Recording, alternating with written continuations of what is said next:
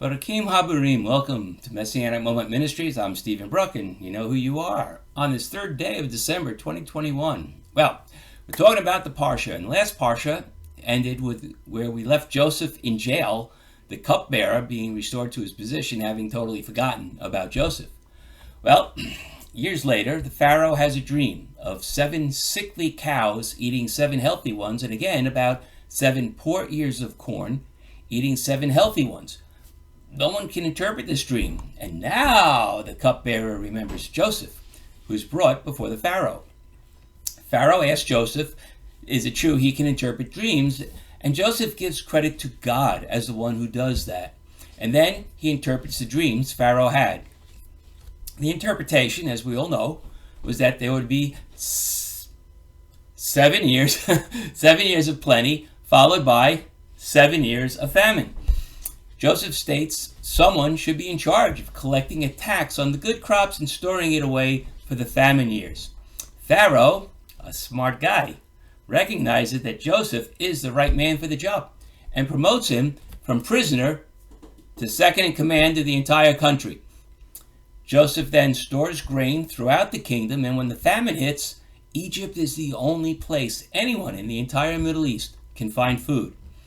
As Joseph continues to be a blessing to the Pharaoh and the people, now married and with children, the famine has hit his family back in Canaan. Well, Jacob tells his sons to go to Egypt and buy food, but he keeps Benjamin home because, well, Ben is now his newest favorite. Ben's the only surviving son of his true love, Rachel. Well, the 10 brothers see Joseph in order to buy food, but they do not recognize him. And that makes sense because, well, first of all, they figure he's probably dead by now. And not only that, but Joseph would have all been dressed up and makeup and everything just like an Egyptian. However, Joseph knows them right away and immediately comes up with a plan to test them. Now notice, his plan, and we'll see this as it develops later, his plan isn't for revenge, but to test them to see if they've learned to stop being jealous and vengeful. So, when they come up to him, he gives them a hard time. He's interrogating them until they tell him of their father, what happened to Joseph, and that Benjamin is still at home. Well, he holds Simeon as hostage and tells them they can have food, but they must not return without their youngest brother to prove their story, or Simeon will remain in jail. Well, they return to their homes and tell Jacob what happened, but he refuses to let them take Benjamin out of his sight. Not only that, but Joseph secretly put all their money back in their packs. And when they discover this, they are now doubly afraid to return, assuming that Joseph will think they stole the food. Eventually, they run out of food, and Jacob says, go back to Egypt and get more. But they say they have to have Benjamin. Finally, only after Judah says he will guarantee Benjamin's safety, Jacob allows Benjamin to go. Well, when they arrive, Joseph sees Benjamin, so he releases Simeon, and he has all the brothers eat lunch in his house. He has their money put back in their sacks, but also has his servants put a cup of his in the pack belonging to Benjamin. All part of the plan. After the brothers leave, Joseph sends his men to catch up to them and accuse them of stealing. They say they wouldn't do such a thing. And if anything, if Joseph is found with one of the brothers, that brother will be put to death. Well, imagine their surprise when it ends up being with Benjamin. Oh, they can't believe it. They are all taken back, and after pleading with Joseph, Joseph says Benjamin will remain his slave forever, but the other brothers are free to go home. That's the end of this Parashah.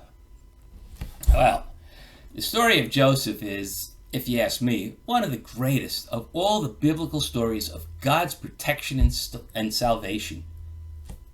Wait, what? God's protection? Joseph was almost killed by his brothers. He was sold into slavery. Then he was made a prisoner. You call that protection? Yes, I do, because he was almost killed, but not killed. He was sold into slavery, but with an honest and kind man who treated him like a son, putting him in charge of his entire household. He was imprisoned instead of being put to death, which would have happened to any other slave accused of trying to rape the master's wife. In jail, yes, but while he was in jail, he was made a trustee and placed in charge of 2 high-ranking prisoners, so he was in the best situation one could be in when in jail. Yes, God protected and carried Joseph through all that because Joseph was continually faithful to God and did as God would have wanted him to do, which is what Shaul, many centuries later, told the believers in his letter to the Colossians. In Colossians 3:23, he says, "Whatever you do, work at it with all your heart as working for the Lord and not for human masters." Yeah, God's protection isn't making sure that your life is a bed of roses and nothing ever goes wrong. God doesn't see things as we do. And since he is eternal, his focus is usually on the eternal and not so much on the here and now, which is essentially what our entire lifetime comes down to, a here and now. When we do as God said we should do, we are walking with him and we are under his covering. Think of it as walking in the rain under an umbrella. If it's a soft rain with no wind, you'll remain completely dry.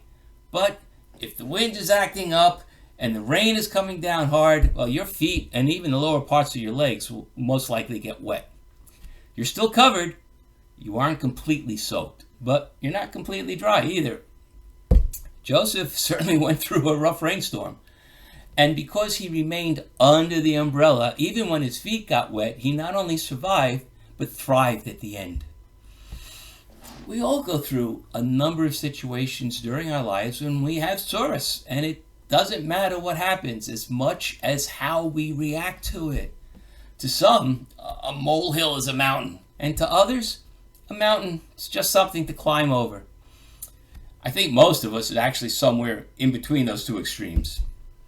So the takeaway for today is to be as Joseph was, always doing what is right, moral, and godly, and staying totally and absolutely trusting in God, convinced unfailingly that so long as you do what is right in God's eyes, like in Colossians 3:23, which, by the way, he instructs us how to do in the Torah, then even if we get wet and dirty feet from the world, he will still be there to cover the rest of us from even worse things and get us through the fire. Amen. Well, thank you for being here. And please subscribe on the website. There's a subscribe button in the margin. Here, there's one of these little icons somewhere around here. Click on that, subscribe to YouTube channel. Share these messages with everyone you know.